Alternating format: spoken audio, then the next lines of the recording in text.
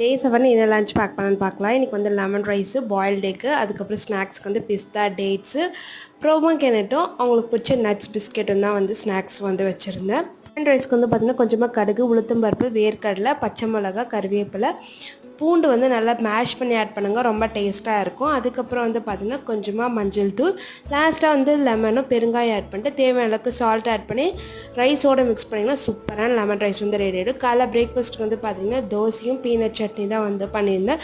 So இந்த மாதிரி ஸ்டைலில் ஒரு தடவை பீனட் சட்னி செஞ்சு பாருங்கள், ரொம்ப டேஸ்ட்டாக இருக்கும். இதுக்கு வந்து பார்த்திங்கன்னா பச்சை மிளகா, காஞ்ச மிளகா, தேங்காய், உரிக்காத பூண்டு ஆட் பண்ணிட்டு ஒரு பல்ஸ் விட்டதுக்கப்புறமா நம்ம வறுத்து வச்சிருந்த வேர்க்கடலையோட கொஞ்சமாக புளி ஆட் பண்ணி முக்கியமாக கல்லுப்பு ஆட் பண்ணி நல்லா அரைச்சி பாருங்கள், சட்னி செம்ம டேஸ்ட்டாக வந்து கிடைக்கும். இது கூட ஆஸ் யூஷுவல் தாளிப்பு, கடுகு, உளுத்தம்பருப்பு, கருவேப்பிலை ஆட் பண்ணிட்டிங்கன்னா சூப்பரான சட்னி வந்து ரெடி ஆகிடும். கவுண்டர் டாப்பை க்ளீன் பண்ணியாச்சு. So see you in the next video. Tata, bye bye.